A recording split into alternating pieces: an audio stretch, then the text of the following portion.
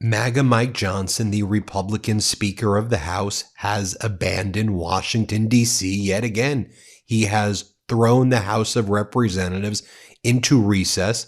He shut down all work this week, and now we could be heading towards another government shutdown. Also, since the cold-blooded murder of Alex Jeffrey Preddy, MAGA Mike Johnson has not made any comment.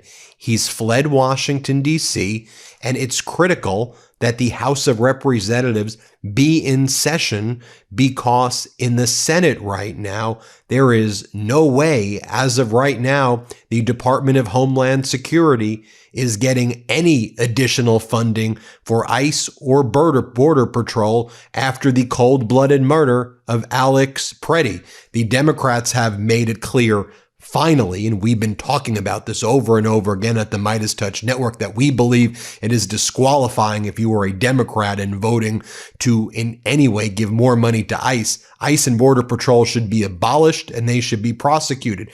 But finally, Democratic leader in the Senate, Chuck Schumer, as well as lots of the other Democrats who were on the fence, came out this weekend after the murder of Preddy, and they said they will not agree to what's being called a minibus package, this $1.2 trillion appropriations package, which slips in this additional funding for ICE and Border Patrol, in addition to this broader package that includes defense funding and all this other funding. They try to package it together, these MAGA Republicans do, in order to kind of put pressure. Oh, what, you're not going to help defense spending? And then we're going to go and campaign against you for not doing defense spending. And Democrats are like, no way are we funding ICE and Border Patrol after what just went down. And here's the thing. If there is any edits or adjustments to the appropriations package, which passed at the end of last week in the House. So the House voted in favor. There were 7 Democrats. I'm sure you know it's a complete betrayal by these 7 Democrats in the House. But the House Republicans, with those 7 Democrats, voted to push forward the appropriations package, this $1.2 trillion package, which also includes this additional funding for Border Patrol and ICE. Then it gets sent to the Senate. But MAGA Mike just said, you know what? We're not showing back up this week. The House is out. So, as you may know from how a bill becomes a law, although I'm not sure they teach this in school anymore because our civic education has been utterly destroyed, the bill has to be identical in the House and the Senate. So if there's any edits or alterations in the Senate, this bill does not become a law. It gets sent back to the House. And MAGA Mike Johnson, he's disappeared. He's shut down the House of Representatives. So there's no way to even get figure out this reconciliation or figure out how to make the legislation look the same, because MAGA Mike decided to take another vacation, and MAGA Mike has decided to go absolutely silent and say nothing as a result to this cold-blooded murder. His last post, MAGA Mike, was this post from 48 hours ago. Kelly and I enjoyed hosting our dear friend, Mrs. Erica Kirk, yesterday at the Capitol. What an inspiration she has been. So many countless millions of people around the world because her faith and courage. So you do that 48 hours ago, then leave Washington, D.C., shut down the House, send it into vacation, and make no comment about the murder of Alex Preddy? Take a look. A lot of Republicans are now even speaking up. You have Senator Lisa Murkowski. She posted the following: "The tragedy and chaos the country is witnessing in Minneapolis is shocking. The killing of Alex Preddy, a U.S. citizen, by ICE agents should raise serious questions within the administration about the adequacy of immigration enforcement training and the instruction officers are given on carrying out their mission. Lawfully carrying a firearm does not justify federal agents killing an American, especially as video footage appears to show after the victim had been disarmed. A comprehensive independent investigation of the shooting must be conducted in order to rebuild trust, and congressional committees need to hold hearings and do their oversight work. ICE agents do not have carte blanche in carrying out their duties." But MAGA Mike took a vacation the same way MAGA Mike took a vacation and shut down the House, which then shut down the government back in the summer when he wanted to avoid a vote to release the Epstein files. I mean, aren't these people just the worst, these MAGA Republicans? You have MAGA Republican Congress member Michael Baumgartner from Washington say the following: "I'm disturbed what I've seen from the video from Minnesota. It's critically important that the American people in Congress be given a better understanding of how immigration is being enforced and handled, including the methods federal law enforcement officers are using to prioritize, identify, and arrest suspected targets, the training they are receiving, the implementation of body cameras, the threats they face in conducting operations." That's a MAGA Republican right there.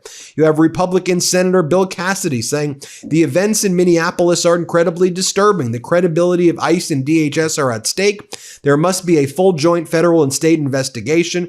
We can trust the American people with the truth." Republican Senator Tom Tillis from North Carolina writes, "There must be a thorough and impartial investigation into the Minneapolis shooting, which is the basic standard that law enforcement and the American people expect following any officer-involved shooting. For this specific incident, that requires cooperation and transparency between federal, state, and local law enforcement. Any administration official who rushes to judgment and tries to shut down an investigation before it begins are doing an incredible disservice to the nation and to Trump's legacy." What's the legacy? The legacy of fascism, terrorism, destroying the American economy, destroying America's alliances, ripping apart people's dreams, tearing to shreds the United States Constitution. And we know that the Department of Homeland Security, run by Kristi Noem, is preventing even the FBI from being involved in the investigation. And they've blocked state and local officials, who the state and local officials had to file a federal lawsuit trying to preserve the evidence, although they believe the evidence by Department of Homeland Security has been destroyed. There's currently an injunction order demanding that the Department of Homeland Security preserve all of the relevant evidence. But, you know, that's what's going on in the Department of Homeland Security. Also on the Hill, you had a House Republican who chose to remain anonymous, telling Politico, "Many of us wonder if the administration has any clue as to how much this will hurt us legislatively and electorally this year." Setting aside legislative and electorally, can we just talk about the fact that there's state-sponsored terrorism, a Gestapo, a paramilitary killing people? Maybe you should care that, you know, you're the "don't tread on me" crowd, that this regime is treading on everybody, taking away people's First Amendment rights, Second Amendment rights, Fourth Amendment rights from unreasonable search and seizures, and they're executing Americans in the street. They're throwing people into concentration camps. Also, you have Republican chairman of the Homeland Security Committee, Representative Garbarino, formally requesting testimony from ICE, Border Patrol, and other related entities in the Department of Homeland Security. But MAGA Mike has put the House in recess, and he's sent everybody home. You want to take a look at what's going on even on state regime media? I mean, you have Maria Bartiromo pissed. When you have Maria Bartiromo pissed, you've lost the plot. When she's state regime media, watch her here with James Comer, and Maria Bartiromo is saying, "I watched that video. What the hell is even happening here?" Watch this. "Another individual is dead at the hands of Border Patrol. Let's be clear. We do not know if there was any pushback from this individual who was armed. We do not have evidence that he was waving a gun, doing anything to threaten Border Patrol. He had his phone and he was shooting. He was viewing and recording the incident. That's what he was doing, recording the incident." This episode of the MeidasTouch podcast is brought to you by Graza. Everyone knows I love food, and what's been taking my meals to the next level lately is Graza. It's my olive oil of choice because it's top-notch extra virgin olive oil at an affordable, everyday price. Graza is super fresh, never blended, and made from one kind of olive, the Picual olive from Jaén, Spain, where over half the world's olive oil is produced. Graza has two incredible olive oils, both in a convenient convenient squeeze bottle for ridiculously easy cooking and finishing. Sizzle is their everyday cooking oil with a smoke point of 410 degrees Fahrenheit, perfect for baking, sauteing, or really anything you cook. Then there's Drizzle, a punchy, vibrant finishing oil. Use it for salads, dipping bread, or even drizzling over ice cream. It's seriously the best olive oil you'll ever taste. I'm a big home cook, and Graza has become essential in my kitchen. I love how Sizzle's clean, rich flavor elevates my cooking, while Drizzle's bright, grassy notes add a final touch of flavor that makes my dishes shine. And the squeeze bottles, total game changers, no mess, no stress, just amazing olive oil right where you need it. Seriously, like no other olive oil on the planet, and I was using Graza even before they came on as a sponsor, so I was thrilled to welcome them to the show. Here's the deal. You could get 10% off your first order of any olive oil on their site, but I highly recommend the Graza Starter Kit. It comes with 2 squeeze bottles, Sizzle for cooking and Drizzle for finishing, plus 2 refill cans so you could keep your bottles full without buying new ones. You could also find Graza at Whole Foods or Target, but don't miss this online offer. So head to graza.co and use code MIDAS, MEIDAS, to get 10% off your Graza Starter Kit and get to cooking your next chef quality meal. And here's Maria Bartiromo with Kash Patel. Play this clip. But how was he threatening Border Patrol? You've collected the evidence, you said, right? You have the handgun in your possession? That's right. And how was he using that handgun in terms of threatening Border Patrol? What was the threat? He had his camera, right? He was filming it. That's something that I will let the DHS and the prosecutors, because they are the ones investigating that case. I don't want to stylize that evidence, but I trust the men and women on the ground who are trained professionals to only use it when it's absolutely necessary. And I trust Secretary Noem's leadership. Now, I guess this is MAGA Republican Congress member James Comer trying to give Donald Trump an off-ramp here to get out of Minneapolis and get out of St. Paul, get out of Minnesota proper in general. Comer's like, well, I would just tell Donald Trump, you've got all these white liberals going into Minnesota, these white liberals, and maybe it's just best that you pull these ICE Gestapo out and let the people see how much they miss you, Donald, because all these white liberals. Watch how pathetic Comer is, but he's trying to hint to Donald Trump, get out of there. What the hell are you doing right now? Here, play this clip. And they've got all these white liberals coming in, trying to run over ICE, trying to, spray them and do everything to disrupt. And if I were President Trump, I would almost think about, okay, if the mayor and the governor are going to put our ICE officials in harm's way, and there's a chance of losing more, innocent lives or whatever, then maybe go to another city and let the people of Minneapolis decide, do we want to continue to have all of these illegals? Are we going to allow our governor, attorney general, and mayor to get away with this? And I think the people of Minnesota would rebel against their leadership. And, MAGA Republicans are absolutely losing it when they've heard Treasury Secretary Scott Bessent over the weekend basically say the Second Amendment doesn't exist. Right? Scott Bessent's like, who would show up to a protest with a handgun? I don't know, someone who has a lawful permit for concealed carrying, and under the Second Amendment, you're allowed to do that. Alex Pretty wasn't brandishing his weapon. He wasn't pointing it at officers.